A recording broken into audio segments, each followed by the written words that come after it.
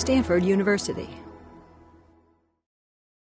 This presentation is delivered by the Stanford Center for Professional Development. Okay.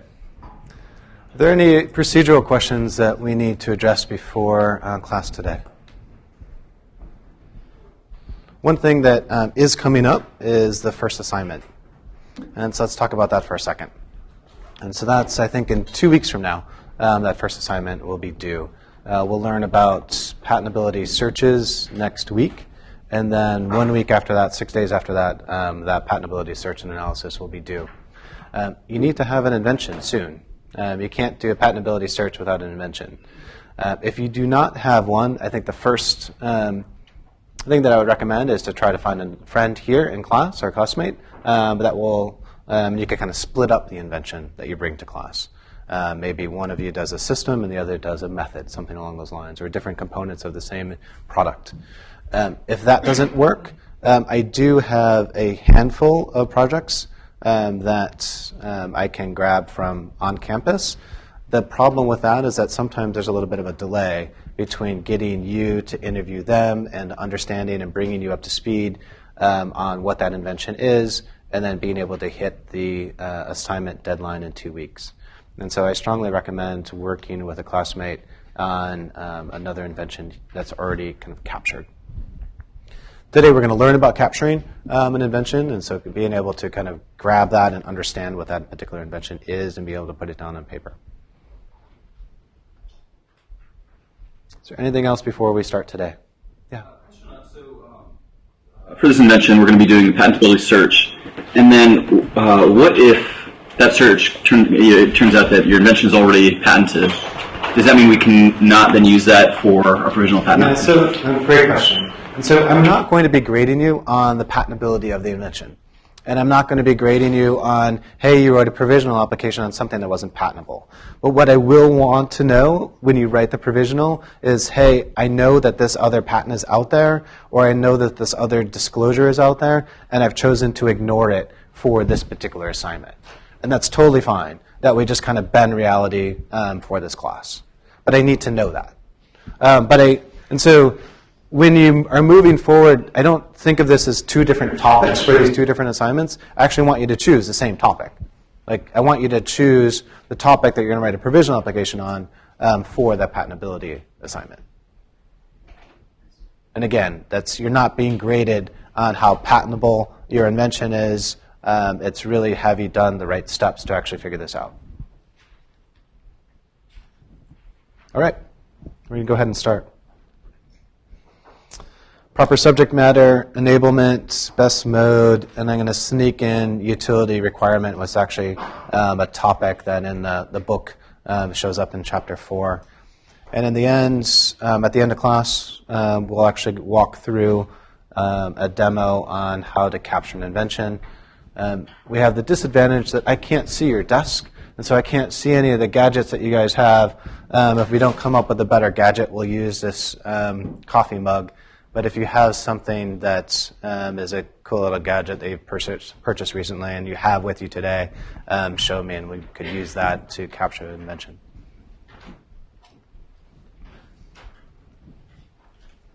Cooper Dawson. Cooper, what are the 4 classifications of proper subject matter?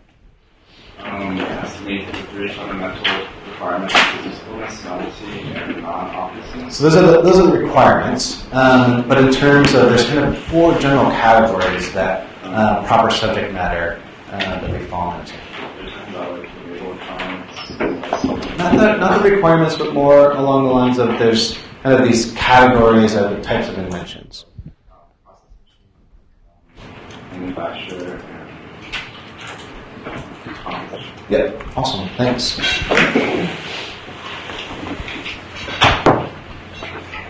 The process, the machine, manufacture, composition of matter. These were the ones that were actually specified in the early code of the patent statutes. What's a machine and what's a manufacturer? So what they thought of back then was something of, hey, these are the types of, this is a machine that actually makes things, and this is a thing that's actually made. And so that was kind of like some kind of arbitrary distinction that they were making at the time of, hey, this is a machine that's actually going to do something, and then this is the thing that's actually being made, this article of manufacture. It's important to note here that the process was actually right there and it was actually listed first. One of the very first patent systems was the back of being able to create some kind of recipe, some food, some entree. I think it was actually a dessert. You could imagine that that was a process. Put these two things together, mix it like this, serve it like that. There were steps. And it's important that the process was actually in the patent statute, and that the very first patent here in the United States was a method. It was a method of making potash, so for soap. But people, when they talk about method patents today, they often talk about how there's this big shift in the patent law, and that today the methods are now able to be patented. And that this kind of gets dragged in with either business method conversations or software patent conversations. But they don't realize that this concept of a process or method has been around in patent law since the very beginning.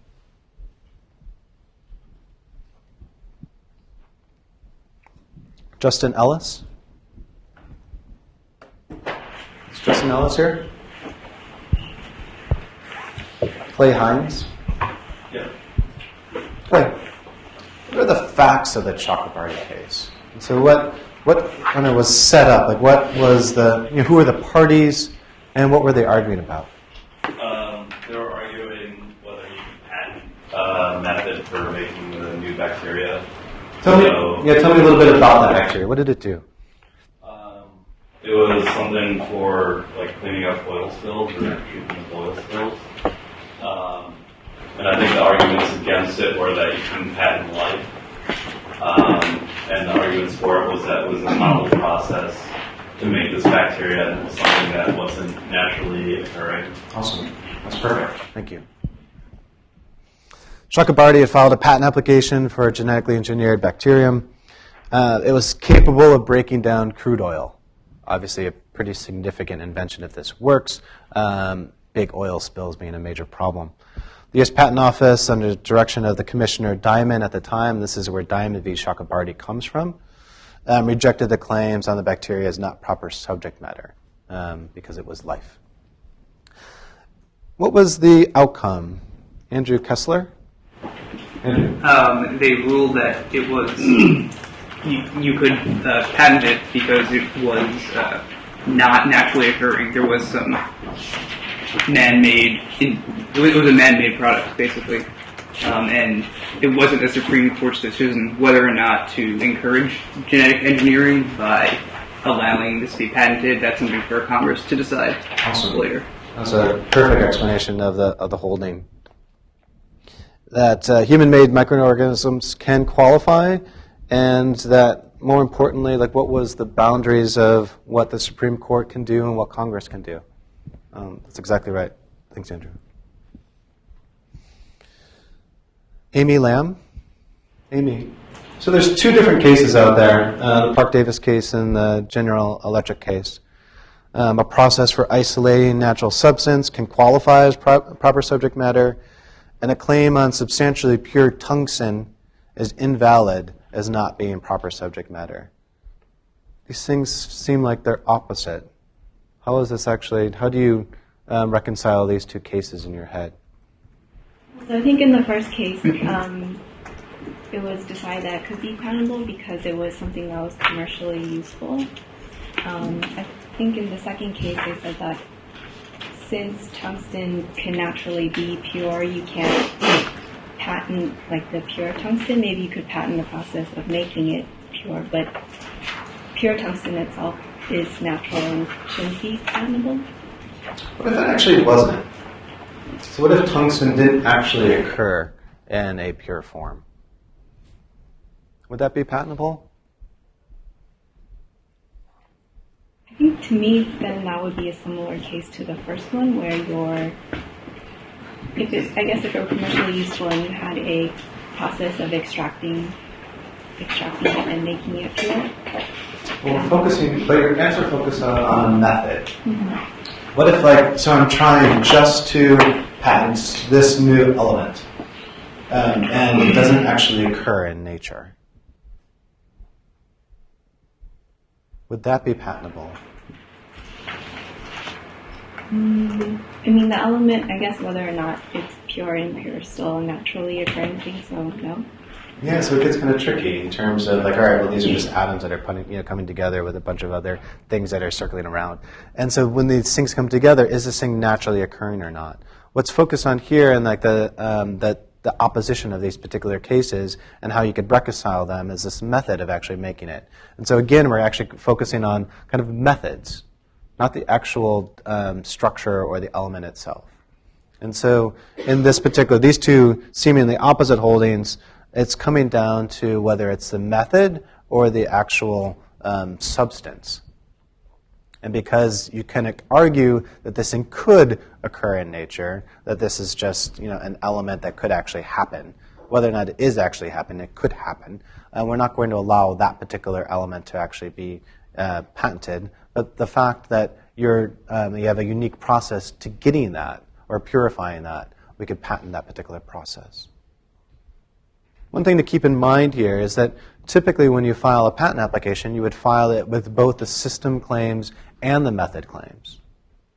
And so that you would actually go after it most likely in this particular patent application, both from a method standpoint and from a system standpoint.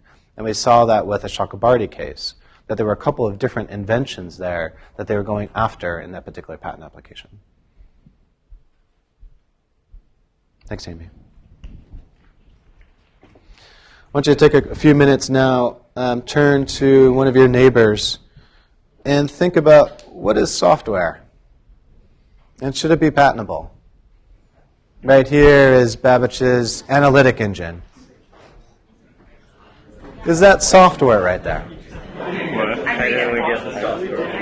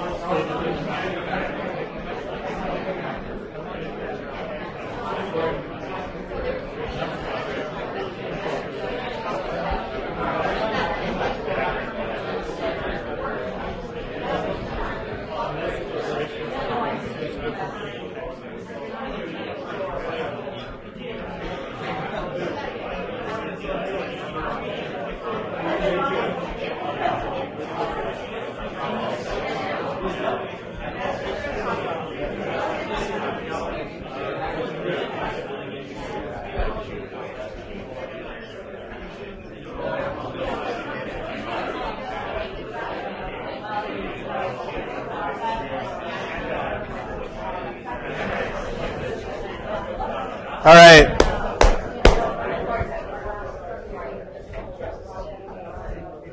Let's open up the debate. If Team right here.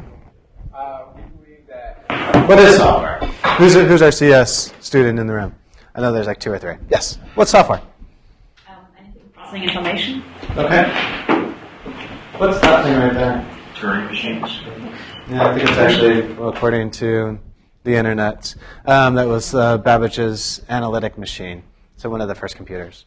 What does it run?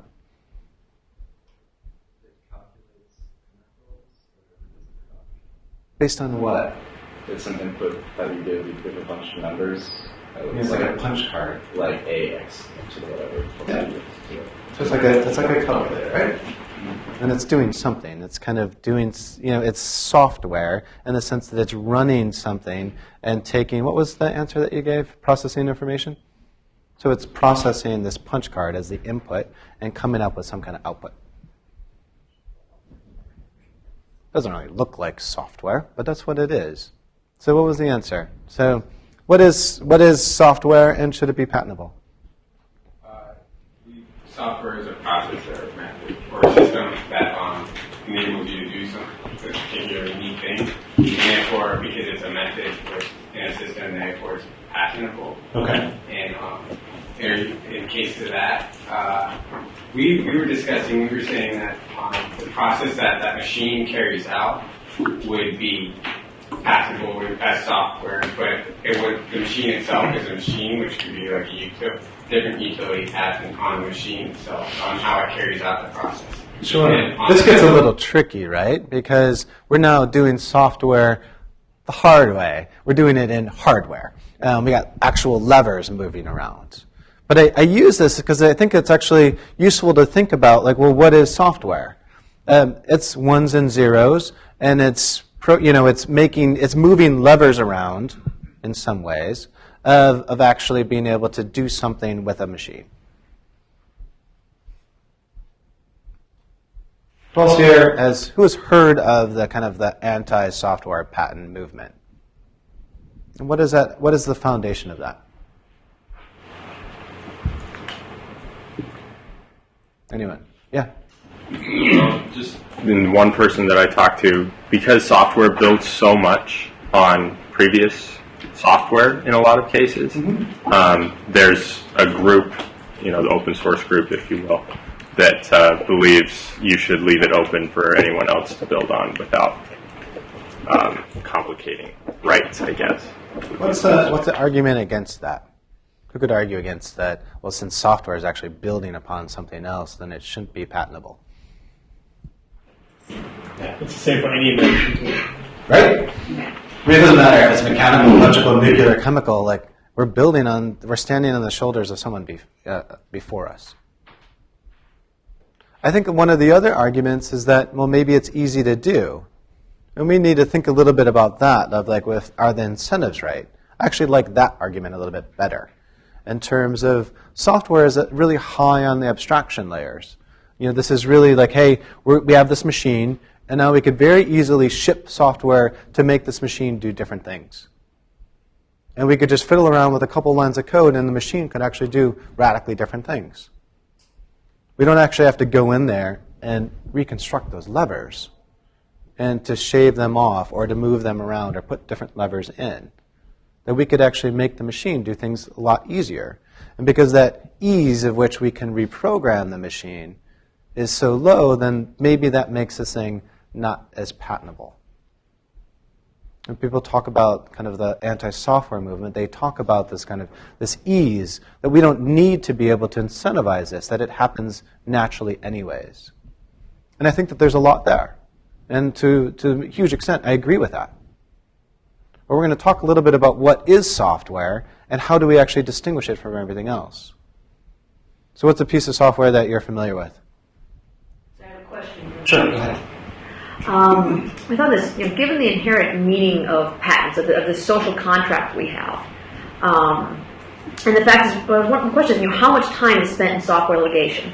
That because so much of current new software is built on old software, which requires a certain amount of patent, laying out of whose rights belong to what in software, that by keeping software patented, does that in some way cause an extra burden on society greater than what the patent system would allow for. That's certainly what the media is jumping onto right now. I can't tell you how many articles I've read that the headlines start with, patents are stifling innovation.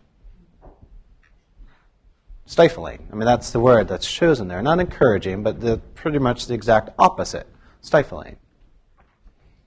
Do we hear like a comment on that? Yeah. It's about ownership of your own ideas. I mean, if you immediately after creating something new had to give it away and couldn't get, this goes right to the fundamentals of why patents. It might be good to stifle some people's innovation so that they can have the incentive to, achieve in a new way like that original guy they want to copy did. It's really big. Sorry. No, actually, I think that's actually so this thing is a slippery topic, and I think that you're starting to hit on that in terms of what is really stifling. I had a great debate the other day about the swipe to unlock, and there was an article around Apple's swipe to unlock patent is stifling the mobile industry. Think about that for just a second. So the other mobile carriers, other mobile phone makers can't use swipe to unlock. Are they not going to enter the mobile arena because they can't use swipe to unlock? Like, is that what's going on? Like, they can't think. They see the patent and they're like, I just can't come up with anything creative. I can't do anything here because Apple has patented this? Is that really what's going on? Yeah. I think it's about a perception that Apple patents all the obvious ideas, and so it feels frustrating, like in any kind of shape of the phone or like it just feels like if everything is obvious is patented, you just don't have an easy way to get in. So maybe it's stifling the fact that we are having a hard time creating companies and actually entering this space because people feel discouraged that the patent system is going to get them down. And that the patents, don't create a company because you're just going to be sued anyways. And I think that that's actually a legit concern that people have. I'm not saying that the concern is legit, but I think that people actually have that concern. Yeah. I think that if you're a designer, this is really stifling because no matter what you make the slider look like aesthetically, you just can't use that idea anymore. It's off the market. And so, as you're just designing anything for software or hardware, it's what else can you not use? And it's just always in the back of your mind. So I think that's stifling, and that hurts the listening end. Is it stifling, or is it just this concept of concern of the unknown? Personally, because I wouldn't want to sue. Yeah. I would say it's both. So on the one hand, it's very hard to discover what's already out there. A lot of these companies do keep these, they don't go out and publicly announce that they've got these patents and these unlocking mechanisms. Secondly, is an issue of precedent. You basically open up the floodgates. So if you have these large entities which practice patenting their IP, and now one of them started off protecting an unlocking mechanism, the rest will follow suit. And you can only have so many ideas, you think, in terms of how you can unlock a phone. So eventually, what's to stop you from being blocked out because all the easy ideas have been taken? There's a point in time, and there's some debate as to whether or not this actually happened, but there's a point, there's at least a story, a legend, and at some point the commissioner for the patent office said, that's it. Man has created every single thing that we will ever do. We haven't had a patent application in a month, and I think that we're done. That, we're actually done. We've created every single thing. There's nothing left to create. And I think this is it reminds me a little bit of that story of just oh, well, if I can't swipe to unlock it, how could I possibly unlock the phone? How could you? Let's kind of brainstorm just a couple answers. How else could you unlock a phone? Thumbprint. Thumbprint, great. Great. How else? Like the Android version where you draw a picture. Sure, Android figured it out. So how else? And so, there's just 4 answers right there. And this is on the spot. And so I think that there's this concept of stifling, and I think that there is some concern there. And I think what it is just feeling of overwhelmed of the patent system. that I'm not going to be able to create anything without being sued. And I think that there's a misperception there. And the big misperception here is that you're not going to be sued unless you're making a ton of money. And that the patent system is messed up, and that the litigation is actually messed up, and it costs an enormous amount of money. I've talked about this already as the sport of kings. Meaning, it's really expensive. And you're not going to get and play this game unless there's a lot of money at stake. And so if you're a developer and you're coming up with a new app, then you use the swipe to unlock feature, and you're not making a ton of money, guess what? You're probably not going to be sued. And if you are making a ton of money, there's now an opportunity for you to figure out what is out there. I can afford lawyers to do this, and I can afford other engineers to figure out a way around it. And so I think that there's this perception of being helpless or overwhelmed, and I actually don't see it. I actually don't think that that's reality. And against software patents is also that we get the feeling the one getting the patent is the one who does it first, but sometimes it's obvious. And so there's a fine line there between, well, we did it that way because thinking about that problem, that was the only way to do it. And it's still patented, but it does seem obvious to those in the skill in the art. So I love that. So awesome comment. I'm going to jump to the one-click patents. We've heard of this before, Amazon one-click patent. This is actually used as the poster child of what's wrong with the patent system.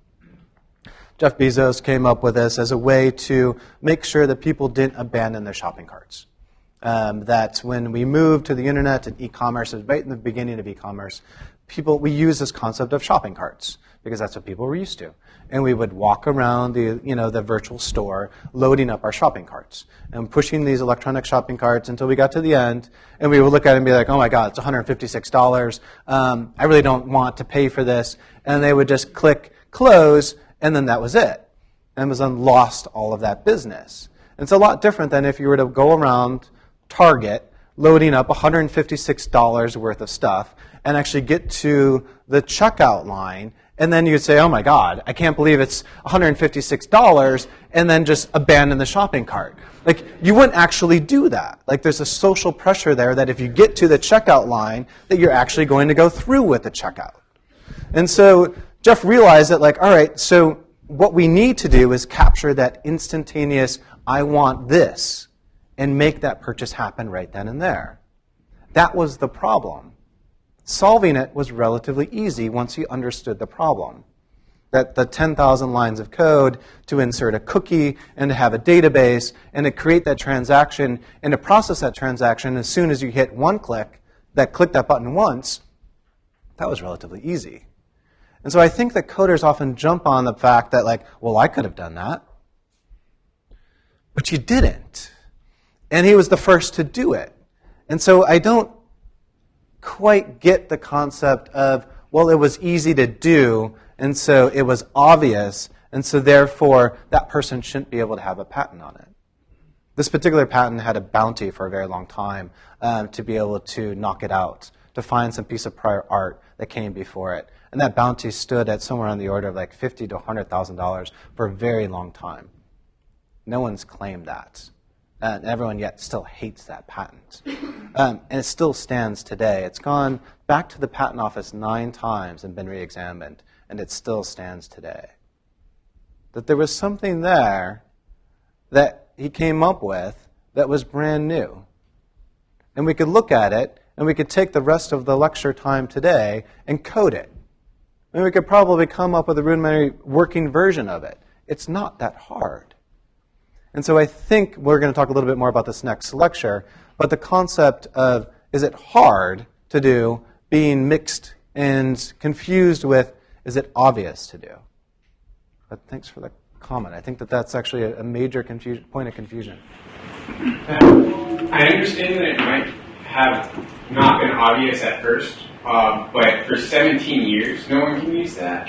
So, and I wonder if for society, it's a benefit that other websites can't use that one-click feature for a full 17 years. I don't think Amazon would lose a lot of business if other websites incorporated that one-click feature into their own websites because the idea is it's a method for people to buy things more instantly. And they're still going to buy things instantly on Amazon if you're using that method. And in a way, Amazon might benefit more if people just get used to using the one-click method to buy things. So when you're talking about patents, like the reason patents could stifle things, or, progress, that might be one way to look at it is, it's not really it wouldn't really harm Amazon too much if other websites did use it, but now for 17 years. I want to focus on that argument because I think there's a slight flaw there. I think that there's some truth in what you're saying, but I think there's a flaw in when you say that it's not going to harm Amazon if other companies can do this. I think that there's quite a few dollars at stake in terms of the abandoned shopping cart aspect, and that Amazon, my guess, was able to shoot to the position that they are today, to rise to that level, in small fact because of the fact that they now avoid the abandoned shopping cart. I feel like they're making a lot of profit off of the non-abandoned shopping cart, but do you think they have a huge, that other competitors would be taking away their business? It's the advantage of the other ones don't make money. Yeah, so I think that there is an advantage there that Amazon has, that if other companies were to have that same advantage, then maybe there's not a competitive advantage that Amazon would have over this particular issue. I think, in a way, I just been thinking so the other people make money, but does that still harm Amazon? Is it a problem that there's multiple? So if there's a zero-sum game here that you're either going to buy at BarnesandNoble.com, does that still exist? Right. And Amazon, then you're going to, Amazon clears more purchases, more orders. But if they decided at BarnesandNoble.com that they weren't going to buy it in the shopping cart, why would they therefore go to Amazon to buy it? That's a great question. Go ahead. I was just going to respond to his point. Yeah, I'm adding on that as well. Oh, yeah, go ahead then. Sorry. I was just saying there's a good point though that software is moving so fast and changing so fast that the timeline might be very different Let's than come back from to that issue. Yes. mechanical. I just wanted to add on to what you were asking. I mean, if Amazon is making significantly more money than their competitors, they can reinvest all that money into more marketing, more R&D, and thereby continue to get a competitive edge over everybody else. So, as you were saying, Professor Sachs, it is advantageous to Amazon if they prevent other people from making money. That is their competitive edge there, and they could take that. And it's also a matter of probability, right? So if I look for a book and I abandon that book in Barnes & Noble, there's a certain chance that another time I will find myself on Amazon, right? I go through the same books that I probably still want, but this time I'm going to buy them because I have a one-click advantage. And so if you think of the millions and millions of consumers out there, even if the chance for that happening is very low, there's still maybe 10,000 people that do exactly that. Maybe purchase over $100. Sure. And that is definitely. And you mentioned another point earlier, which I thought was great, but the concept of, other companies do actually use one click. And they pay a license to Amazon for it. Was there another comment around here? Yeah. Well, I was going to say, back to his original point about it being obvious. It's like, if you want to say it shouldn't last long because it's obvious, then you have to have someone determine what is and what is not obvious. That opens up with an endpoint, any patent that we could say, it's like someone could say 5 years later, oh no, that was obvious, that shouldn't have been patented, shouldn't last so long. I was saying it wasn't obvious at first, necessarily. But I think that the point, which I think is fantastic, of just do we need to lock it up for 17 or 20 years? Is that time frame correct? Maybe that time frame was correct 200 years ago, but it's not necessarily now. The problem with that, and we're going to see at the end of class, is that I think that time frame is actually perfect for some things, like pharmaceuticals, and not so perfect for other things, like software. But as we'll see, it's really hard to distinguish, actually even software from pharmaceuticals.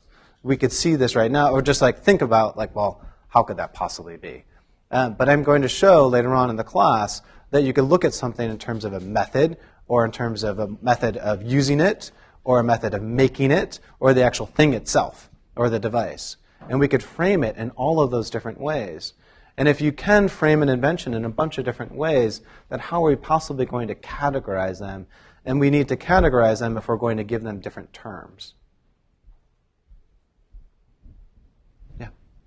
I'm still a little confused on what this patent covers. So for Amazon's one-click, how is that different than a website that has a button that says add and go to cart?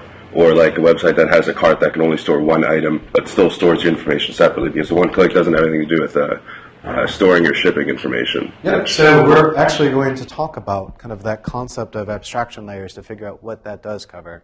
I'd encourage you to take a look at that. In fact, I think I have it in some of the recommended readings of actual Amazon's one-click. But we'll talk about that today in terms of that correct abstraction layer. Amazon's one-click doesn't just cover one-click, period, clearly. Hyperlinks have been around for a long time. And so what does it cover? There's about 200 words there and talks about this passage of information back and forth. And that method, those steps right there, have never been done before. And that's been re-examined over and over again in the Patent Office, and they still hold that this is something that's never been done before and isn't obvious. Another question? Actually, I'm more concerned about the fact that now companies are filing like hundreds of thousands of patents. I mean, Microsoft is filing 500,000 patents a year or even more, right? And I think the number's off by a couple zeros, but I think it's like 10,000 patent applications. But still, that's a heck of a lot of patent applications.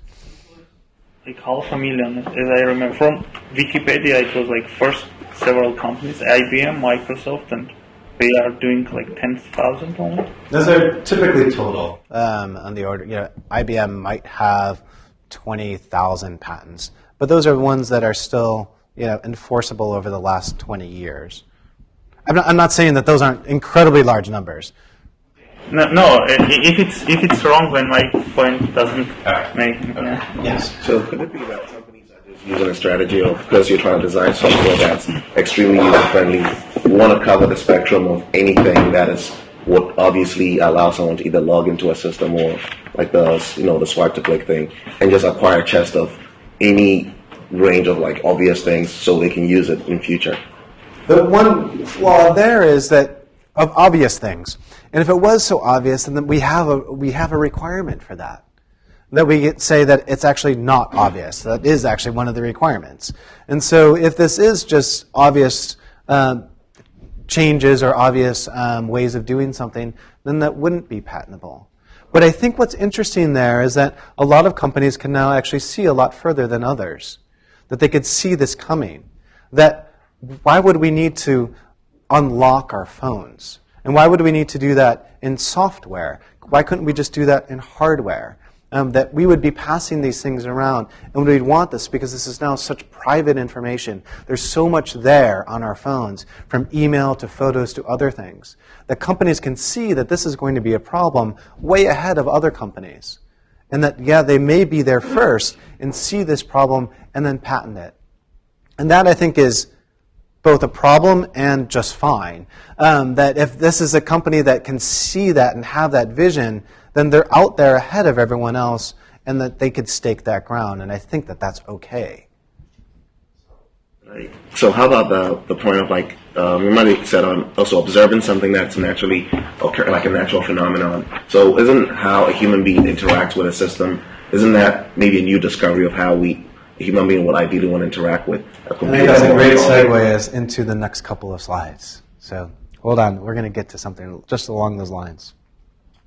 I want to jump into Bilski, the concept of method claims in software, and went up to the Supreme Court fairly recently.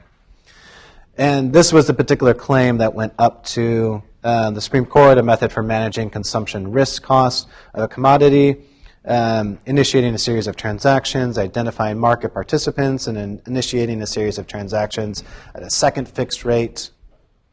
Is this something that we want to patent or allow to be patented? Look at those steps and just look at the verbs there. I think they're called gerunds or transitive verbs, something like that. It's been a long time. Initiating, identifying, initiating. Is this software?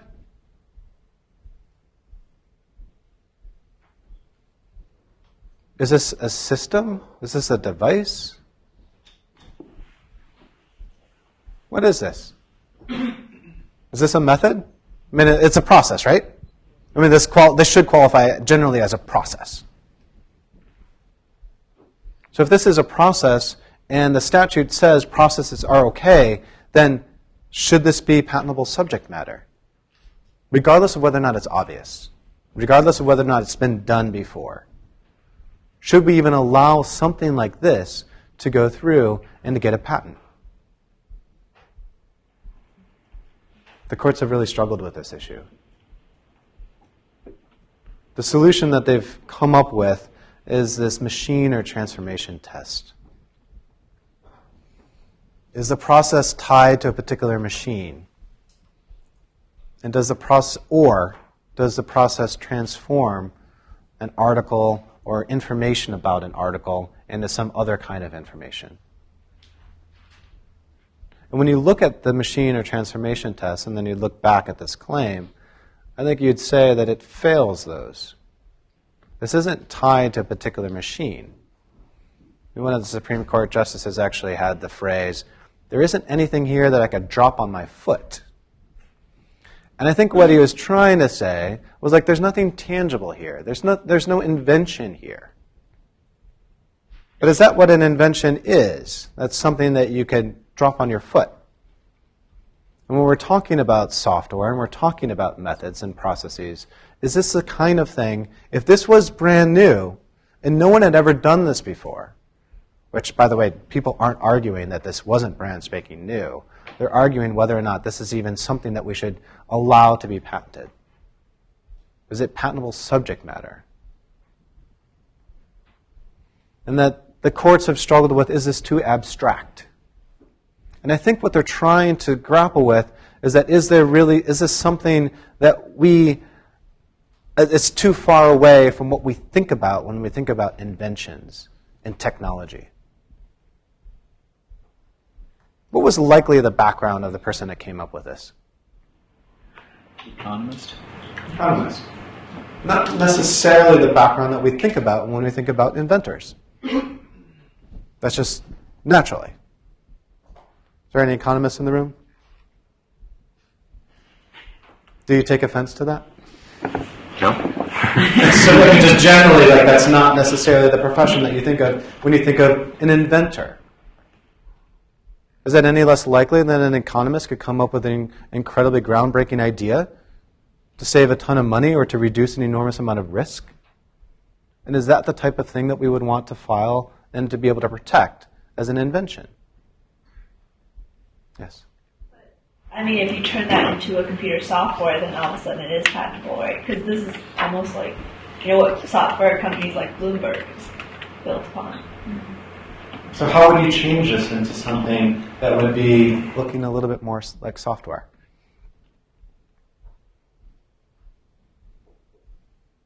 You would just massage the words a little bit. Instead of a method, then maybe it's actually a system. And it's got a module or a software block that does this, and another module that does that. And you have an input device to be able to enter some information, that first price, and an output device that outputs the second price. And then all of a sudden you have a computer. And we changed something that seemed a little bit abstract a second ago into something that looked like a system now. It looks like the Babbage analytic engine by just changing a couple of the words. Does that make sense to get around patent laws or to make something patentable subject matter by just using slightly different words? Yes.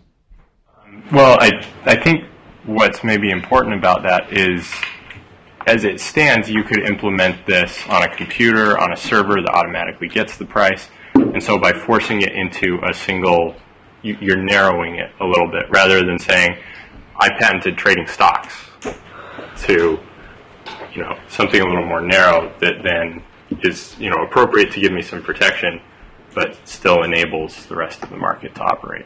Okay. So we want something where you're tying it to a machine, right? Yes.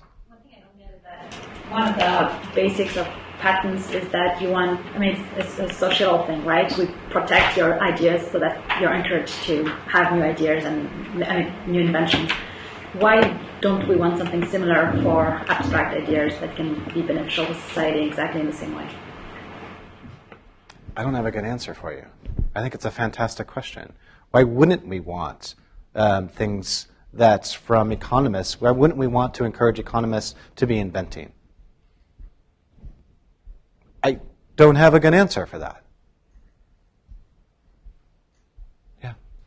I originally read this. I thought, this didn't strike me as an economist. It struck me as a businessman or a stockbroker has come up with a method of doing business, and he doesn't want his competitors to perform the same kind of business. He has a set of clients that he performs this procedure for that wins him more clients. And so he doesn't want his competitors to do the same procedure to win clients for them. So in that case, if I am a person who has come up with a system or a process that gets me a lot of money, I want to protect it.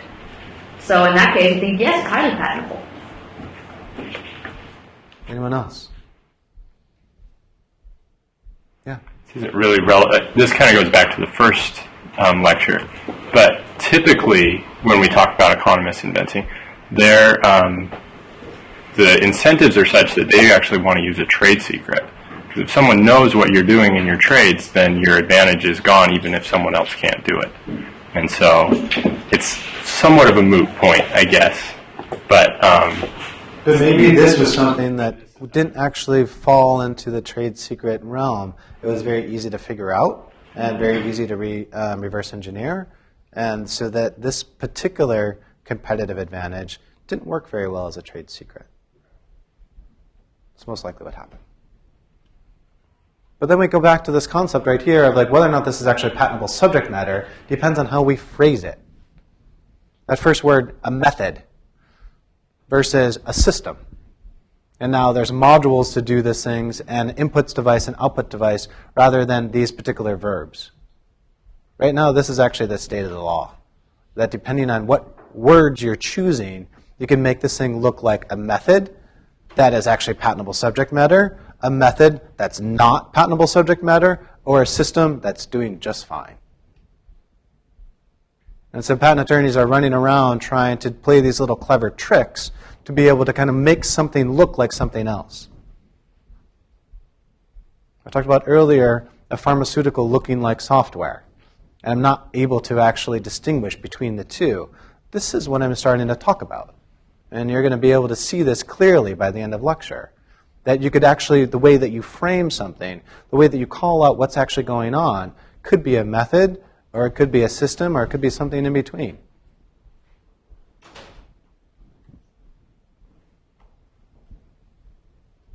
Let's get into groups once again.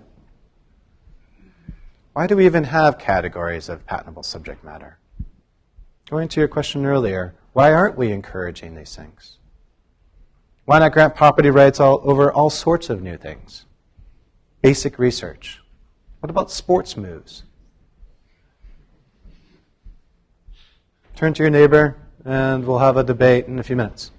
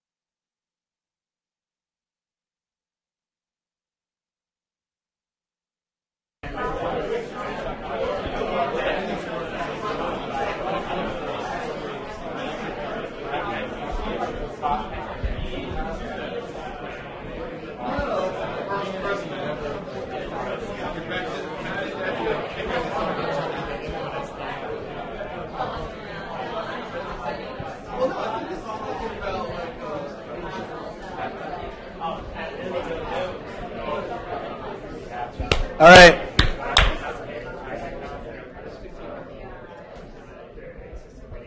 Team in the back. Why do we limit?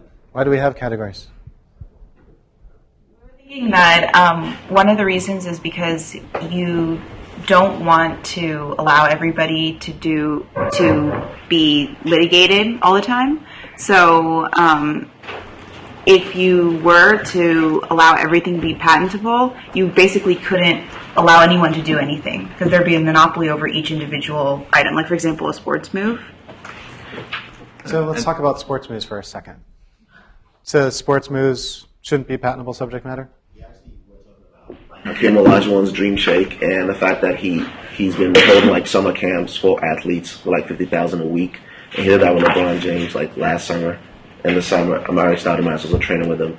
So I mean, it's a move that you can't just go into the gym and start. Maybe you can watch videos and practice it, but you better learn it from him. So can he patent his post moves?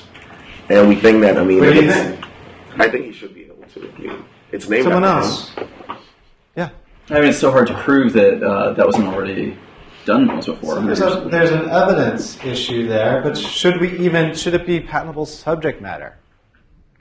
I think the original meaning of the patent is to give companies incentive to invest capital in some kind of innovations. So if the innovation is not capital intensive, so what's the point?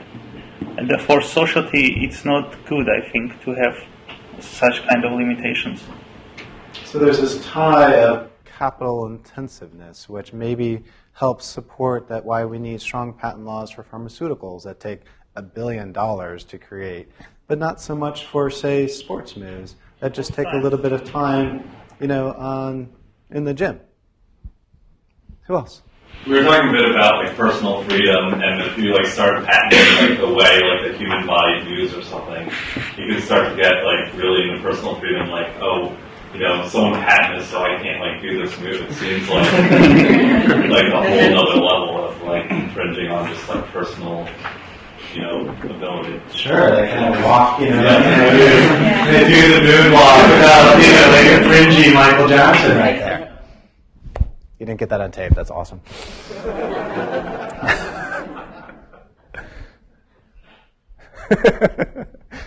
Yeah, go ahead.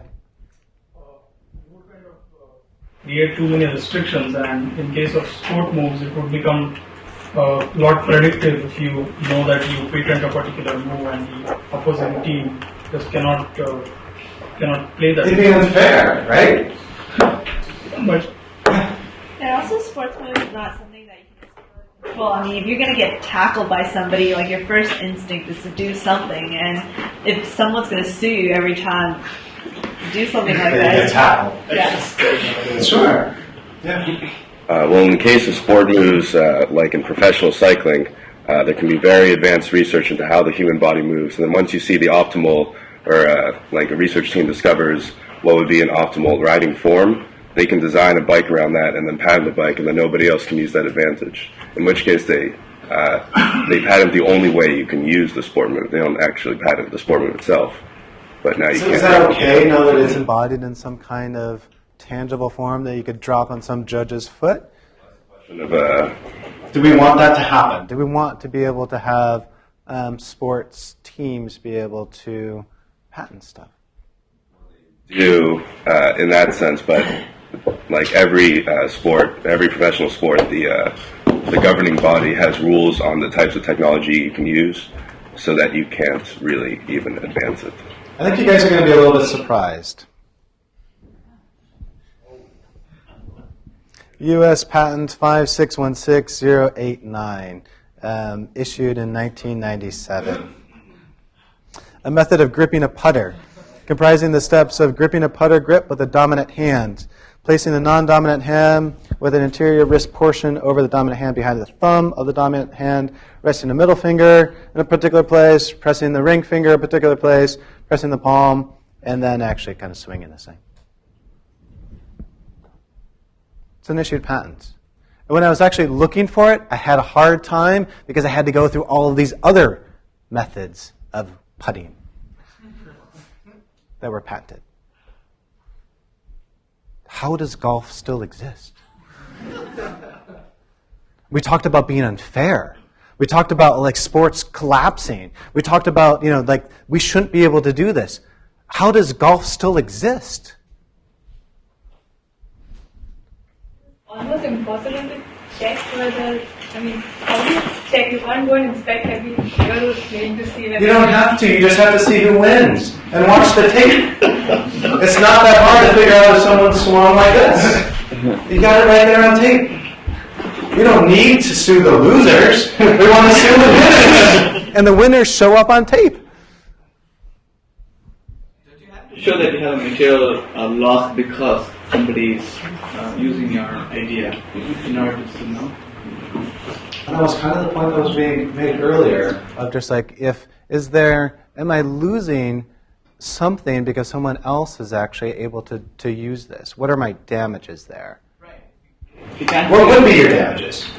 If you were a second runner-up and the first place person used your patented move, what are potentially your damages? It's not that hard to figure out, right? You just have a question though, like, where's the money in this? Why would people have lawsuits over sports moves? If the person who owns the patent doesn't have the money to have a lawsuit, and the person who's infringing on the patent doesn't have the money for a lawsuit, what's the point? But does that make this thing something that we shouldn't patent? Or is it something that we just don't care about? It obviously spent some money, but I don't know if he ever gained anything from it. But is that our duty to, as society, to say you can't patent sports moves because it's ridiculous amount of money that you're going to spend on something that's worthless? I think this is actually a really, really important point. There's another patent out there of exercising a cat with a laser pointer. We're going to see it in a minute or two.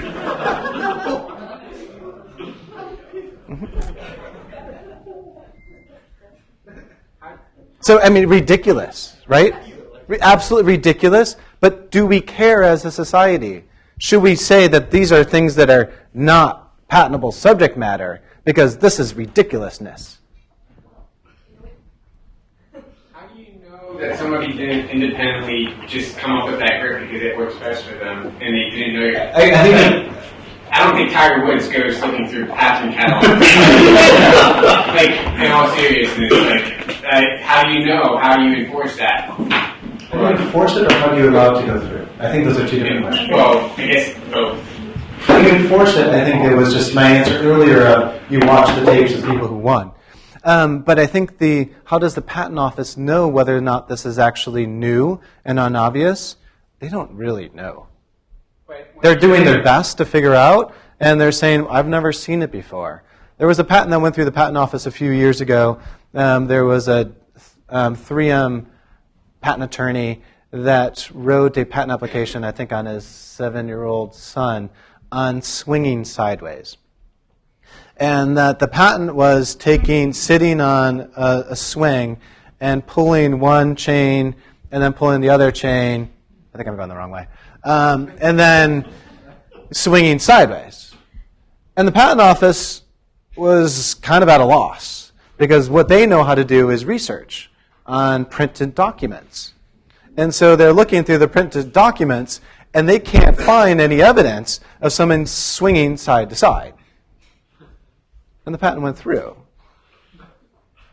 It's now been corrected and everything's fine. But that's, I think, an example of the patent office doesn't always have the best resources to evaluate these things. And so is that society's problem that we don't have a good way of researching it? And does that make this thing less patentable from a subject matter standpoint? But when they try to enforce it later on, how do they know that somebody hasn't independently developed it without? And so when the patent office issues a patent, then it's declared that that's it's valid unless it's proven that someone else had done this before. And so in this particular case, maybe you would comb through some old photos. Maybe you would look at old video, and you would say, "Look, this was in public use. Here it is, Tiger doing this when he was 5 years old, and therefore this patent shouldn't be valid." And that's all it would take. I guess young reason we would care as a society is resource allocation, right? I mean, the patent office is spending just as much time on this as they are. They paid for it. The patent applicant paid for it. Backlog of, I mean, they still have too much to do, right? So That's a great point. So we are taking away resources from someone else, but that's really the resource problem at the patent office, right? I mean, if they had more examiners, then they would be able to have a shorter backlog or smaller backlog. yeah, I mean, you could argue that would make patenting more expensive for everybody else. Potentially, but if the costs were appropriate for the resources that were used, I don't know if that has the same amount of punch to it. Question about this and whether any of this has ever had a lawsuit come out of it or anything. I've never heard of one. There's plenty of ridiculous patents out there, and we could sit here for hours or days and talk about all the ridiculous patents. But the question, I think there's another question here is, who cares? And I think your question goes to, who does care? If no one's actually suing over this stuff, what's the big deal that this is happening? And is the patent system broken because a couple of these things go through the patent office? I don't think that that's actually the broken part. I think there's plenty of things broken, but I don't think that's the broken part. Yeah. So there are patents on batting order optimization, things like that for sports teams. And the thing that I think is interesting about this, or what's kind of funny, is that the question you're asking is, should we do this? Should society have a role? And it's this whole fairness versus freedom kind of idea. So staying with the sports analogy, if you're the New York Yankees, you have multi-billion-dollar budget to buy the best players, and maybe that's not fair to some other baseball team that doesn't have as much of a budget. But then maybe that small baseball team can innovate, thinking of Moneyball. Sure. And they can actually create an algorithm, and they can patent that algorithm to even the playing field out. So I just think it's interesting to sort of look at it like that, say, yeah, is it fair that the Yankees can sell a lot of merchandise and have a lot of fans, and they can be a better team as a result and win more championships? Because part of what makes sports fun is that it's supposed to be sort of a fair playing field, or maybe also it makes it fun that it isn't a fair playing field and that the little guys can take on the big guys. Right. I want to go back to, because I think sports moves I think it's a funny little quirk of patent law, but I don't think that we're actually going to, realistically, we're not going to have too many sports moves, patents, provisional applications coming up for the assignment 1 and assignment 2. Let's actually go to the other questions here. So, why do we actually do this? What about basic research? The little bit less sexier version of this question. Why don't we patent basic research? But if patent research is prove that whatever the results of research is something useful, you can't just patent research yourself unless you use some kind of. But why not? When we just show that it doesn't really matter if we patent something that's not useful because no one's actually harmed by it. And so why is that part then a requirement? The usefulness? Sure. But isn't that part of the requirement for that? It is, but we just show that it doesn't matter. So we patented a sports move, but no one is actually hurt by that. Or maybe this was a sports move that wasn't actually particularly helpful. Honestly, there's a dozen more sports moves in the golfing, putting area, with a whole bunch of different things where people were putting you should look. Well, if you're allowed to do that, aren't you keeping a bunch of other scientists from conducting some research and things? Sure, but what's wrong with that? That's what I want to get at. Yeah. Well, I guess the idea of a patent, the institution of patents is to make benefit to mankind, right? Okay. So we want to encourage pharmaceutical companies to build drugs that we can use. And I think by patenting basic research, we would do the opposite. We would stifle the advantage and advancement in research, and we would potentially harm. Don't we need this encouragement anyways? What's that? Don't we need this encouragement? No, I don't think so. I mean, basic research is almost like that. How much does Stanford bring in from research grants? I used to teach at Michigan, and the number was astonishing. The number of millions and billions of dollars that come in for research grants. What is that? That's money trying to encourage basic research, right? Research in itself, rather the outcomes, right? So nobody's interested in me shooting a bunch of lasers around the room, right? But people may be interested in knowing how a certain pattern behaves under certain circumstances, right? So it's not really the research that's... So it's outcomes of that basic research. So a couple of people here on grants, I assume? Yeah. And so what's the outcome of that grant? What are you trying to do? Just come up with something. I'm trying to defeat heart disease. Great. And so should you be able to patent any kind of defeat of heart disease? Why not?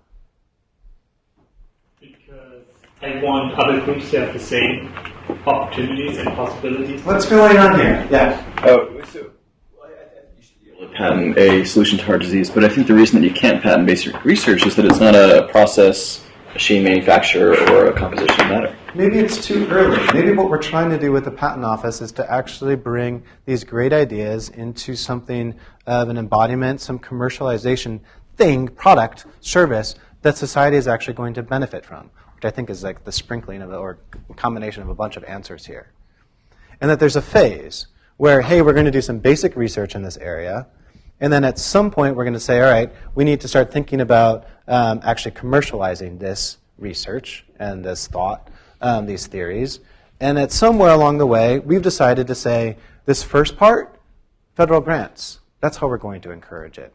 You apply for a grant, and you get money from the feds. We're actually all paying that if you're paying taxes, supporting that.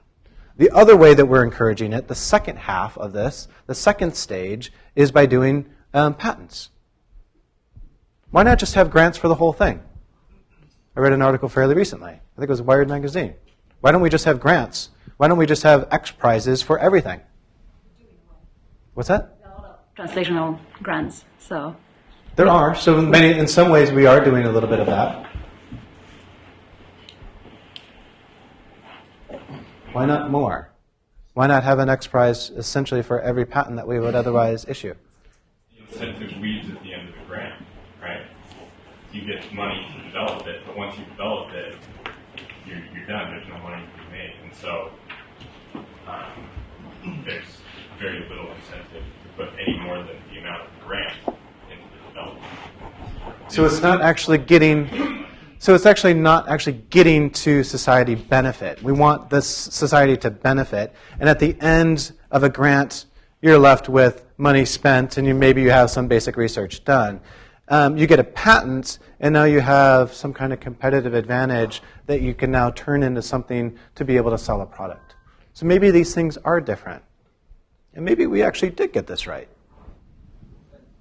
I think the specific answer to your question is it is the way it is because of the process that made it the way it is, and that is, Thomas Jefferson figures prominently in sort of the early history of creating the concept of creating the law and statute for patents in the United States. So it's by that fact that we have a patent system the way it is, the way it's shaped currently. So you're not just going to change to a grant system overnight. That requires the sort of bureaucratic system of, the political system that we have to actually institute some kind of change. Sure, I think there's obviously a procedural and big challenge there. We also issue somewhere on the order of 3,000 to 5,000 patents a week, which would be a lot of X prizes. Or maybe we don't need to be issuing that many, and it wouldn't be that many X prizes. Yeah. Being a researcher, I feel the reason for those being treated differently lies really in the fact that a research facility is not capable to produce, at least in my understanding, a pharmaceutical product on a larger scale. So I think that's one of the reasons. For basic research, you really need people to be creative, and I think it's okay to have people fool around for a year and read up on papers and pay them little, but allow for this creativity. But then once you get to the stage where you want to develop a commercially successful product, you really need to ensure that people are competitive, are concentrating on getting the product out. I don't think with grant money we could afford developing pharmaceuticals because I think basic research is not efficient enough to do that. So I think that's like Interesting. Yeah. On my also think in the text it says in a part that you're not being rewarded for the search itself, but the successful completion of the search. So would it have anything to basic research might be not really contributing in that sense? Yeah, so maybe these two stages, we want to encourage basic research by giving money to actually make sure it happens. But the patent system, we're giving money on the stuff that's actually trying to happen. We're giving it after the fact. You came up with the invention, great, here's the patent. The grant part is, we don't really know where this is going, but we're going to give you money to actually help find out where this is going. I have this little debate every single quarter, when I teach this class. It kind of goes off in different directions every time, but I think that this, every time it kind of comes back to it kind of makes some sense how we do this in terms of kind of coupling this grant money and then the patent system. Let's apply this for a second to software. And so I think that we've all been kind of holding maybe a pharmaceutical or something like that in our head when we're thinking about grant money and patents. How does this apply to software? Is there basic research happening in the software space? What does it look like? Computer vision. Yeah. So this is still happening. So it's maybe a smaller version compared to some of the pharmaceutical grants that are out there, but this is still happening where the federal government is saying we need to do basic research in this particular area. And we have a bunch of patents in this space as well. Does this make sense, this kind of coupling of grants and patents in this particular space? There's a comment earlier about software not being capital intensive enough to actually justify the patents that are there. And what we really want to do with patents is to encourage people to spend money, to make sure that they put that effort in and knowing that they're going to be protected. And I think this is a fundamental question that we need to ask ourselves of, well, is it that capital intensive, that capital expenditure that we want to reward, or is it more of you had a great idea and we want to be able to protect that? You can also think about it from the point of view that we as society don't expect government to take that kind of role. Like, let's say they provided funding from start to finish, right? But then if they were in charge of commercializing and making profit, I think as a society we don't feel comfortable with government having that kind of role. And so transferring it to companies is a lot easier. Never thought about it like that, but I really like that point. That if we had grants and the federal government was actually doing all the grants, that essentially the government would now be deciding exactly what products that we have and don't have. And that does seem a little scary. Thanks.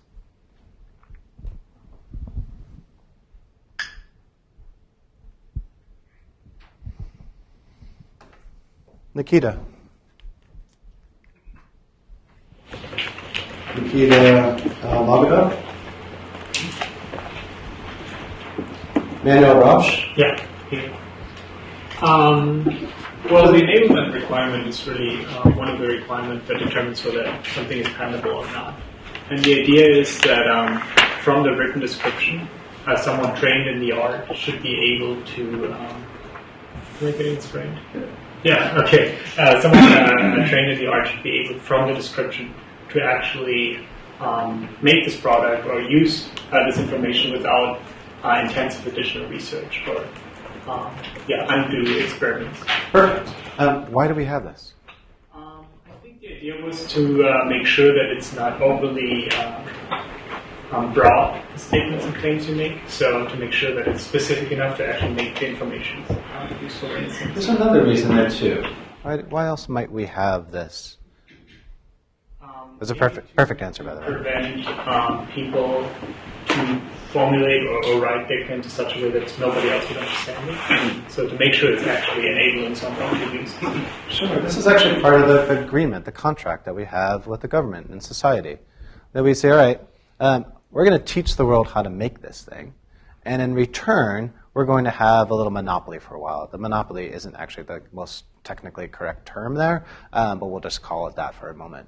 So we're going to teach the world how to make it, and then we're going to have a little monopoly on it for a while. And that is actually that give and take. And so the idea, at least at some point, was that we'd be able to go down to the patent office and there'd just be this great, enormous, awesome library of all these technical advances. We'd be able to go there and we'd be able to learn. This actually doesn't work out all that well. It's all the patent attorney's fault. And this isn't necessarily a document that could be easily absorbed, and this isn't something that would be great to actually learn from. But yeah, that was part of what the enablement requirement was all about. Thanks. Is it also there to prevent people who don't actually know how to make the device they're inventing? Definitely. I'm going to patent a time machine. Yeah. It looks a little bit like this, and I'm just going to draw this frame, and then you go in, and then you come back in 1952, and you're there for a while, and then if you go the other direction through the door, then you're back in today's date. I want a patent on that, period. This is actually the problem for perpetual motion machines, the enablement requirement. And the patent office has a special little category of, hey, if you're trying to patent a perpetual motion machine, then you're going to fail this automatically unless you prove to us that it actually works. And so in that particular case, the patent office is incredibly vigilant in applying this particular rule. But most of the time, they're like, all right, this makes sense. This is enough to enable someone. The funny thing is, one of the few patent applications that I've ever written to get the enablement rejection was actually on my own invention. But if you think about that for a second, it actually makes some sense. And so I wrote a patent application on one of my inventions, and the patent office said, well, you didn't enable it. But in my mind, when I read it, it made perfect sense. I know exactly what to do. But when someone else read it, they're like, well, I don't understand how to make this thing. I don't understand how it works. And when I tried to step outside of my own shoes and look at it, I'm like, yeah, I didn't really explain it all that well. And it's pretty ironic that the patent attorney trying to apply for a patent would actually get one of the few rejections that I've ever gotten.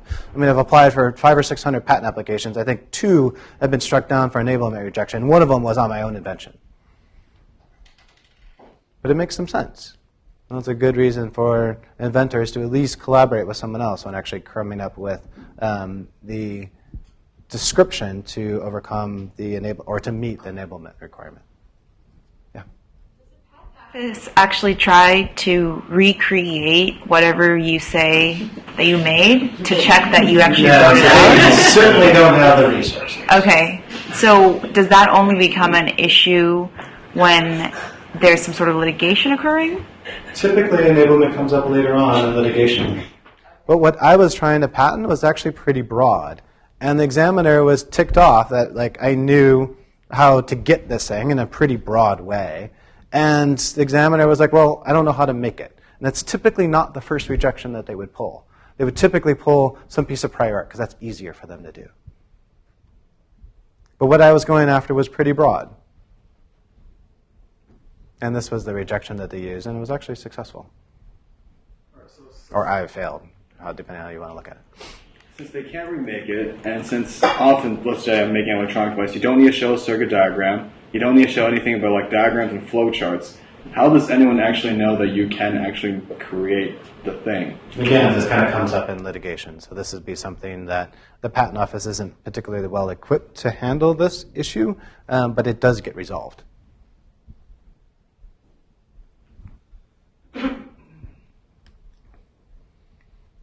Katie Stevenson? Here. Hey, now what's the best mode requirement? When you're putting a patent and you're putting all the different possible variations of that patent in, you can't leave out the one that works the best. The one that works the best? What's the definition of the one that works the best? That's the requirement.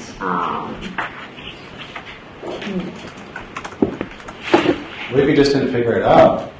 What if that's one they left out was the best one, but you didn't know about it at the time? The best one that you are aware of, that you're part of the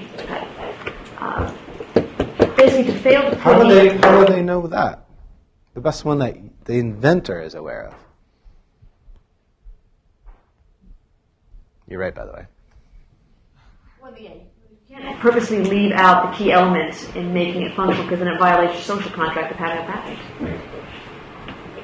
So what we want to do is teach someone how to make and use something, the enablement requirement. We can't leave out something that's incredibly important. The best way of doing it. And it happens to be from the inventor's point of view, not from society's point of view. So they could have actually left off the best mode, but it's the best mode that the inventor knows of. And this is so you don't actually have a patent and a trade secret on the same thing. We want that to be disclosed. Everything about that particular, what the inventor knows. How do we prove this? How do we prove a violation? What do you think that looks like? Yeah.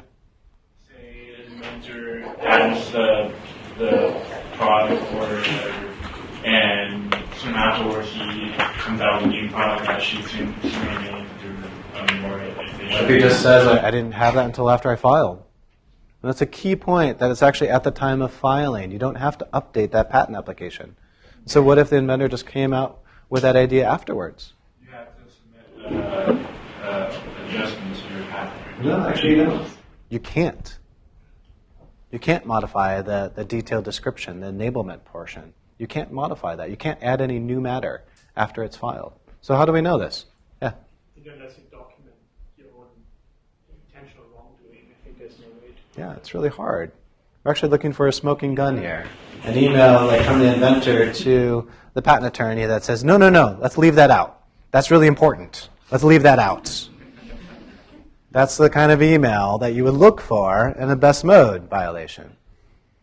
We've actually rewritten the laws recently because best mode violation is used as a defense in nearly every single patent litigation suit.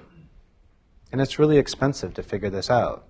I don't know how the courts are going to handle this, but they've effectively taken out best mode as a defense, or best mode violation as a defense. And so that's when you're sued and when you are a defendant, and you're saying, all right, now you are infringing my patents. And you would say, well, that's fine, but you would declare to me, well, to a judge, that I violated the best mode. And that's a really expensive endeavor to try to figure that out, because now we're looking for this smoking gun. And we're taking away that defense by a defendant to just hide behind a best mode violation of the inventor. Again, I don't really. When you sue me, I say you violated best mode. Yep. So therefore, knock out the patent as invalid. Oh. And so therefore, you get away because now you've knocked out the patent. And that particular defense is used. I don't know. I saw the stat. It's like 93% of the time. And it's expensive, and that's one of the reasons that patent litigation is expensive. And so the new statute seems to have removed that defense. But again, I'm not a litigator. I don't really know how that's all going to work out. So I don't know if the new law has actually taken the teeth out of the best mode requirement.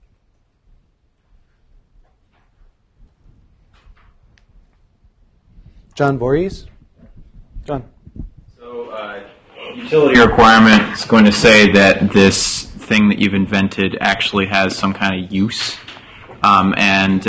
You're basically going to, the patent office is going to be reviewing it, and I can't remember the examples that were used, but, if you're patenting something that's just has no obvious use to yourself or society or anything, then it's not going to qualify. Why do we care?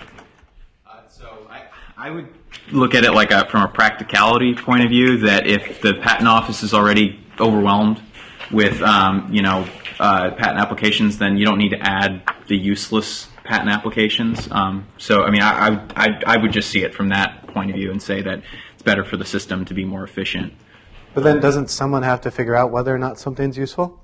Well, they can do that in one of the earlier steps of, I don't know if it would be sort of before the prior art search even goes underway. If you're just sort of looking at it and can make some kind of determination about whether or not this invention is useful or not. It's not actually how it works, but that's a good idea. There we go. Laser pointer, a method of exercising a cat. patents 5443036. Is this useful? There's no way that you're going to argue with me that exercising a cat isn't useful, because it is. Cat exercise is really important. You've seen the treadmills, right? For pets. I mean, there's a major problem there with fat cats. And making sure that the exercise is really useful. Is it? What are you doing right now in your head? You're making a judgment on whether or not this was a good idea, whether society needs this. What if this was 100 years ago, and what I'm showing you was a gambling machine? Would that be useful? Is there any real good society use for a gambling machine if we throw ourselves back 100 years ago? What about drug use? We'll put a bong up there. It's a very, useful bong. Does that satisfy usefulness and utility? What do we do? Yeah, the question is, to society maybe not, but to an individual. If an individual wants to get high or gamble, then yeah, a machine is useful to them. So who judges that? What about a radar detector? So that you could evade speeding tickets. Is that useful? I think so. But it's to do something that's illegal. Is that something that we want to encourage? The patent system is there to encourage innovation. We're encouraging this type of innovation? Things that are now illegal? Does that make sense? Well, I guess it would be difficult to argue that way, right? Because you could always find something that is bad about the invention you make. You could make a knife, declare a knife to be a bad tool, right? Because it potentially can harm people. So what's the crux of that argument there? So if everything could be bad, it is. Yeah. Well, along with that radar detector example, I thought there was also the nuclear technologies, right? So for building a nuclear device for either a reactor or for a bomb, that they draw the line around that. They say no, that's not patentable because that's directly related to national security. So I guess to get to the comment, it's about making a gun isn't a crime. But murdering somebody with a gun is a crime, and so there's a clear distinction. Just to be clear on the nuclear example, it's not that it's not patentable. It's patentable. It's just never going to issue. It's going to fall into a black hole, and the government's going to say, "Great, we got it. We'll take it from here. Here's your check. We'll get we'll have our people talk to your people." And so it's not that it gets rejected. It just kind of falls into a weird black hole. It's never happened to anything that I've worked on because the fields that I work in, but I have a good friend that he's written a couple patent applications that they dropped into a black hole. So how do they compensate you for that? I don't know the answer to that. If I did, I probably couldn't tell you anyways. So utility, and so the concept of is something useful then kind of turns to someone is making some kind of decision somewhere of do we want gambling devices? Do we want drug paraphernalia? Do we want these types of things? And really, do we want some government agent actually making that decision? I don't think we do. And I think the courts finally figured this out. And so they finally just kind of threw up their hands and said, you know what? Let's just say that as long as it does something, then it's useful. And where useful comes from is kind of this weird part of the statute. I would actually consider this not to even be part of the law. What they're trying to do is introduce the concept of the patent system. And this is where utility comes from, the utility requirement. Whoever invents and discovers any new and useful invention may obtain a patent thereon, subject to these conditions after this. And yet, utility requirement came from this sentence right here. I don't think that's actually what the authors of the statute actually meant. We have some of my favorite cases. The Juicy Whip case. And so in this particular case, So I'm going to date myself a little bit here. But do you remember delis when you were a kid? You would go there, and there'd be this big clear box, or somewhat clear box. And there'd be this fluid that kind of ran down the sides of the box. Couple shaking heads? Awesome. Let's run with that. And so what that is orange juice. And in that big box, this clear plastic box, was like showing that they were circulating the orange juice. And the implicit thing here was that it was pulp orange juice that had to be recirculated because it was natural. It was freshly squeezed orange juice, and that was why they were charging so much money for that orange juice. What happened here in this particular case is they said, you know what, we could charge more if we have this box. But if we have this box thing, this cube thing, then it has to be freshly squeezed, and that's just a pain. And so what would be great is if we actually pretended like it was actually fresh. And then we'll have this box sitting on a table, and underneath the table we'll have the concentrate and the water, and then we'll mix it inside the box, and then we'll just run it along the walls. And they filed for a patent on that. Is that useful? My MBA is in the room. Is that useful? Yeah! Because you could charge more. Of course it's useful. Is it useful to society? Hired by the company without hiring more people. There's more money there, sure. So it's useful for society. Yeah. So it was just a box. They didn't. There's nothing saying that it's, I am expecting freshly squeezed orange juice instead I have orange concentrate. But there was no source. There wasn't any Sunkiss or like Florida oranges or anything like that they were pretending to be something that they weren't. It was just an implicit thing of just like, hey, here's this box and the recirculating orange fluid, and you would think that this was natural, freshly squeezed orange juice because it was actually recirculating. But it wasn't. It's all hidden underneath the table. The other one that I kind of alluded to earlier, which was radar detectors. And radar detectors doing something that at the time was very illegal. I don't know what the breakdown right now of states and regions and illegality and legality on radar detectors. But these things kind of changed. These are some of the cases that changed usefulness. It effectively made it useless.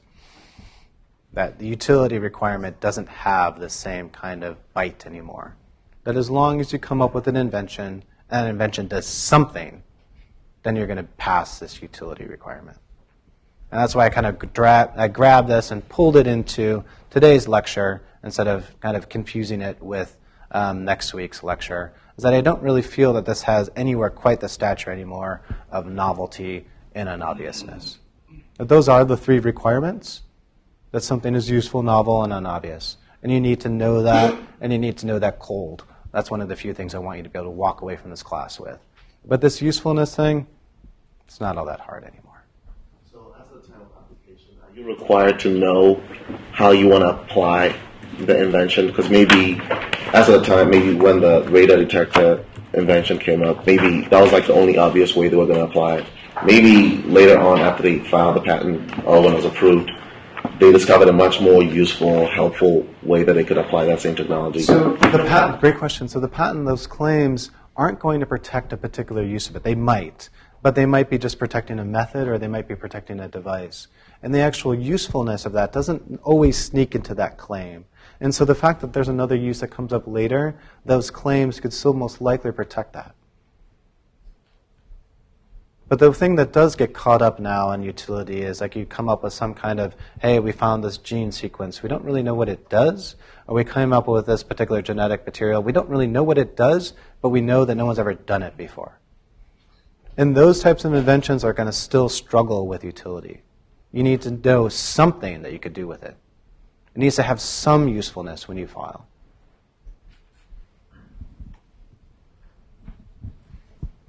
I'm going to move into kind of a different part of today's lecture.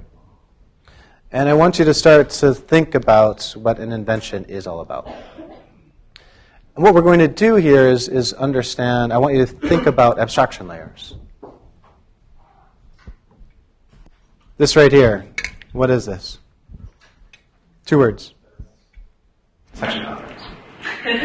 If you put hot fluid in here, it gets really hot. Coffee cup. Great. Another one? I like to use sippy cup. The CAD file on this, how big? Couple pages. Couple megs? A lot of words, right? 2 words, sippy cup, maybe there's a hyphen in there. And then 2 megs, 2 million words to describe the same thing. It's the same exact product. We're describing it in either 2 words or 2 million words. The invention of this particular product is going to be right around the 200-word version. And this is really the key to understanding patent law. The big idea, let's create a sippy cup that doesn't leak, that has a wide mouth area that you could drink a lot of fluid out of. The flow rate's really high. Maybe those are 6 or 7 words. The CAD file on this, 2 megs, 2 million words. The invention of it is somewhere in the middle.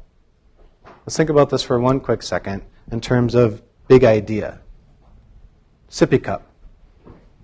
Has that been done before? So is that patentable if I try to go after sippy cup? It's not. But if I got it, how valuable would that be? It'd be a pretty big deal. I don't know the sippy cup market, but I suspect it's pretty big. Maybe we'll call it travel cup. The travel cup market, I suspect, is pretty big. I don't know if it's $1 billion market, but it's probably pretty close. And if I got every single travel cup to be able to be infringing my patent, that would be a pretty valuable patent. Let's go on the other end of that spectrum. 2 million words. Every single radius, every single material, every single color, every single spring, every single constant, every single thing about this thing to ship it and make it exactly like this. What if I got a patent on that? Or what if I applied for that? Would I get it? Why? It's very specific. It's very specific. Has anyone ever done that before? Probably not. Probably not. So you'd get it. Tell me a little bit about the value of that.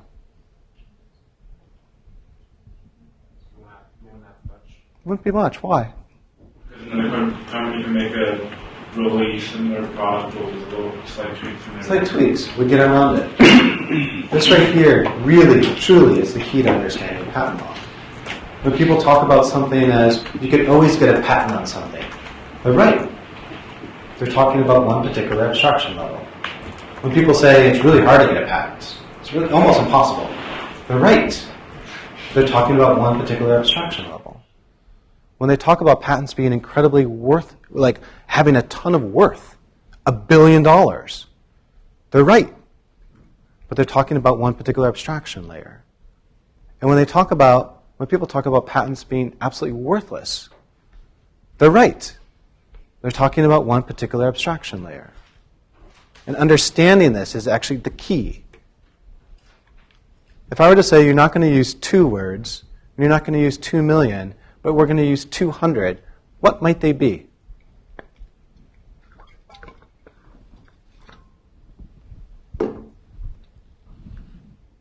What is this? So what does it have? Valve. Yep. Lever. What about a lever, a valve? What else? What's that? Method of transport. It's got a handle? Sure. What else? Yep, so it's got an actuator. What else? We're not close to 200 yet. Yep. What about if we just strung all those things together? So there's a lever, there's a simple actuator, there's a valve, and there's a lip. Can we patent that? What if we filed a patent application on that? Would we get it? Why not? You put together multiple things. That's not the reason why you wouldn't be able to get that. Why wouldn't you be able to get a patent on that? Sure that it's useful for something, right? That'd be pretty useful. Why wouldn't you get a patent on that? It already exists. It's too broad. We're too close to the two-word version. So let's start adding some more words. What would you add? It's kind of hard to see this, so I'll add these words for you. But it's a very large orifice here relative to the outside diameter. When you start thinking about other sippy cups, it's usually a tiny little thing that you're sipping out of. The lever actually crosses right over it. It's cantilevered over. It's pivoting on one side and it's actuated on the other.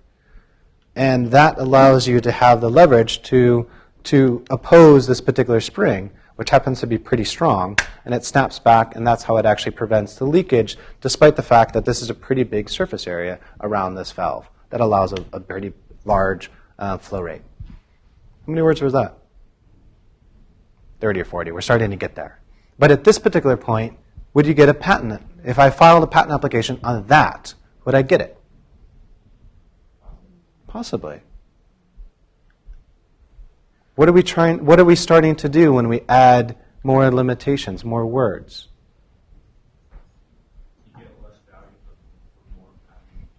Right. We're distinguishing it from everything else that's been done in the past, but we're starting to narrow it in a particular way that we might be getting less value. Again, this is the key to patent law right here.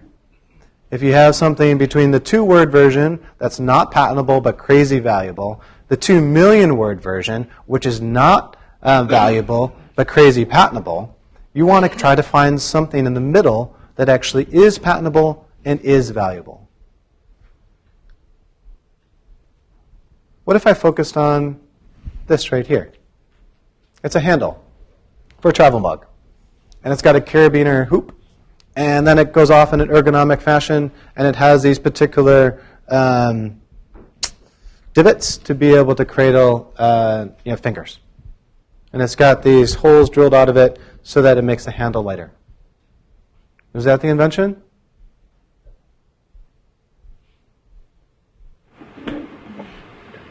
Is that the invention here? Maybe it is. I got 2 million words to choose from. Maybe those are the 200. Maybe this is the innovation right here. Maybe the innovation is around this lock. The way that this thing locks really easily, and I can unlock it with just the same exact thumb that I'm going to actually actuate it with. So if I actually filed a patent application, yeah, I like that. If I filed a patent application on that right there, would I get it? If I had enough limitations? I would.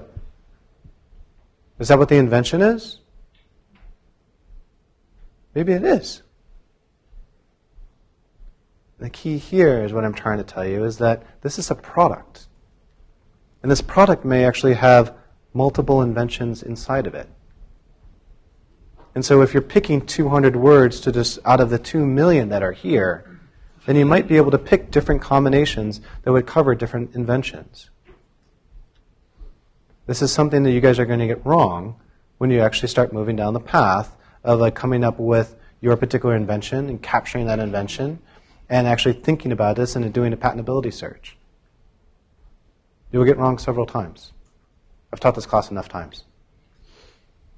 You'll get caught up in the wrong place. You'll see this little shiny object and say, oh, I know what this is. It's all about this thing right here. I've never seen this before. That may be right. You might be able to get a patent on this, but that might not be actually what the inventor or your client actually cares about. So how do you decide how many patents you're filing on the same thing? How many inventions are there? And how much money do you have? But you put them all in. That actually is the answer. So you would, if you have enough money, you would make different patents, and if you have not enough, you would put them all in the same one? No. And so if you put them all in the same one, the patent office is just going to say there's 5 inventions here and chop it up. And say pick one. And then later on you could say, all right, well, I'm going to spin this one off and I'm going to actually end up with 5 patents. I'm a little biased because I charge a flat rate. And so when I charge a flat rate, I don't want to shove a ton of inventions in something. So I do have a bias in this answer. I just want to be clear about that. But the patent office wants to be able to do their job very efficiently, and they want to actually look at one invention. And so the patent office wants one, and they're going to chop it up if there's more than one there. And the problem with them chopping it up, if you don't pursue that second one, you've now taught the world how to make it, but didn't protect it. Yeah. What about putting those inventions as like dependent claims? Great question. Instead of So now we have this valve, and we have this way of actuating it, and this valve that's cantilevered over, and we also have a handle that has holes drilled out of it. What's wrong with that?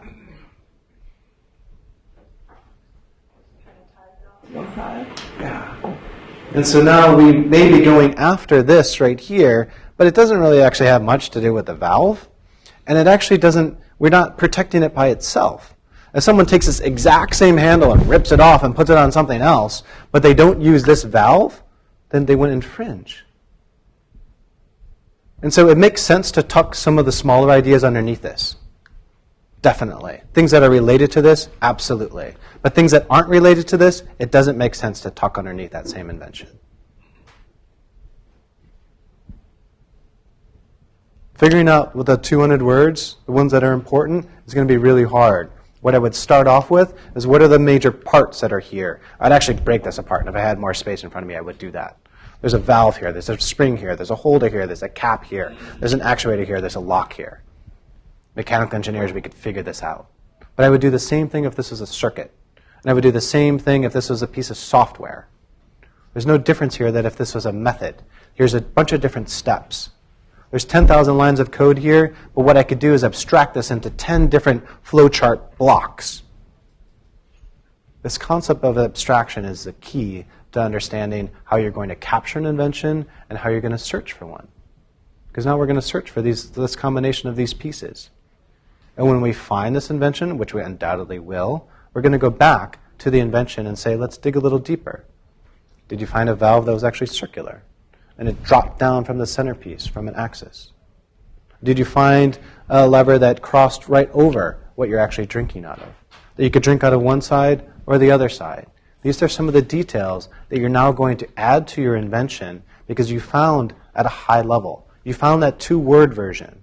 This is going to be your job when you go through the patentability analysis, to go after it broadly, but when you find stuff, go back to your invention and start to talk about it in a little bit more narrow way.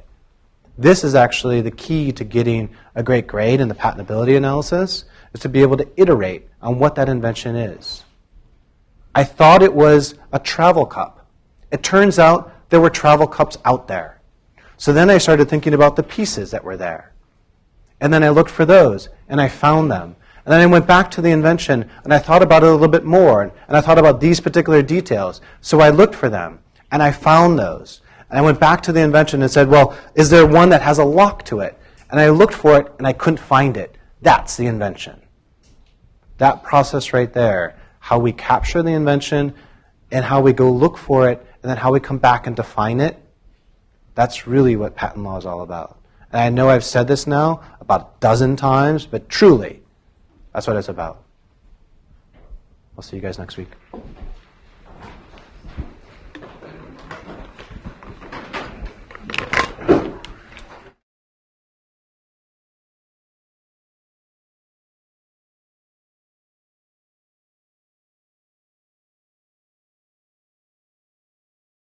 For more, please visit us at stanford.edu.